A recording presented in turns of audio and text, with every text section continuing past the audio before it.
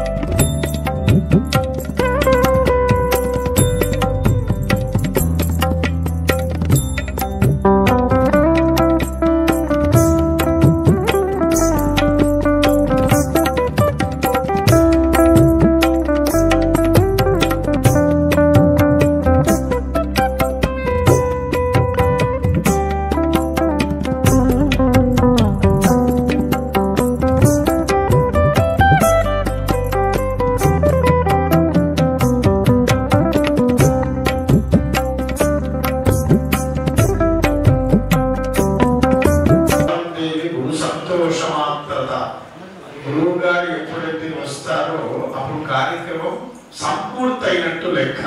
స్వామివారి సాక్షాత్తు అర్పణానికి ఈ కార్యక్రమ సమర్పణానికి ఇచ్చేసి మనందరినీ కూడా అనుగ్రహ భాషణం చేసి ఆశీర్వచనం చేశారు.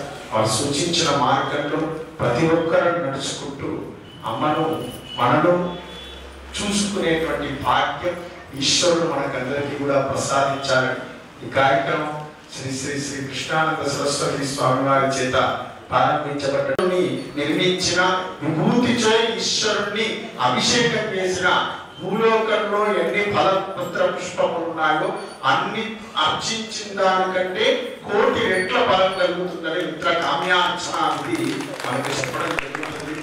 ప్రతి సంవత్సరం స్వామివారి యొక్క దివ్య ఆశీస్సులతో పత్రలింగేశ్వరుని అర్చన చేసుకున్నాం. మన సంవత్సరం సైకవేశ్వరుని అర్చన చేసుకున్నాం. ఈ సంవత్సరం భస్మం చేత సుమారు 120 టన్నుల భస్మ రాశి నూతనమైనటువంటి భస్మలింగాన్ని అర్చించుకొని తరించబోతూ ఉన్నాం మనమందరం. కాబట్టి కాశీ భస్మం, కాశీ అతి పవిత్రమైనటువంటి క్షేత్రం, మీకంతా కూడా తెలుసు. మోక్షపురి కాశీలో అంటే భస్మము 5 రకాలుగా మనకు ధర్మశాస్త్రం ప్రబోధితం చేస్తూ ఉంది. ఒకటి మంత్ర సాధన, మంత్రము ద్వారా భస్మాన్ని పొందడం.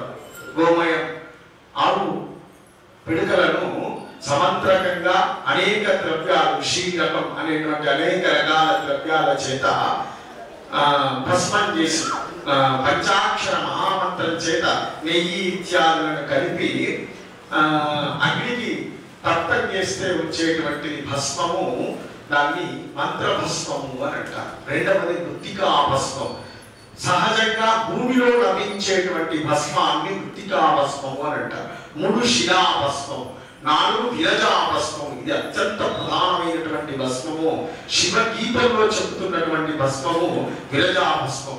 ఇది నదీ సంగమ క్షేత్రాలలో అత్యంత పరమ పవిత్రంగా తయారు చేయబడ్డటువంటి భస్మం.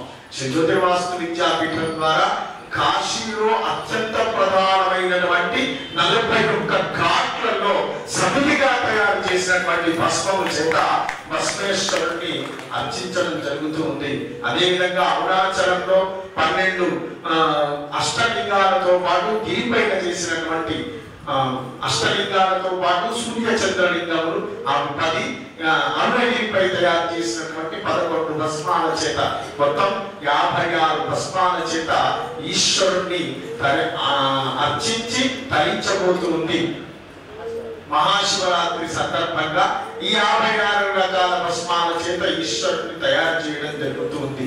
కాబట్టి అత్యంత వైభవోపేతమైనటువంటి ఈ కార్యక్రమం రేపటి నుండి ప్రారంభం కాబోతుంది. సద్గురువుల యొక్క అనుగ్రహం చేత రేపు గణాధిపతి పూజనము, అదేవిధంగా 5వ తేదీ రోజు ఆవిష్కరణము, 6, 7 భస్మార్చనలు, 8వ తేదీ ఉదయం నుండి రాత్రి పర్యంతం అత్యద్భుతమైనటువంటి ఈ కార్యక్రమం ఆశ్రమంలో నిర్వహించడం జరుగుతుంది.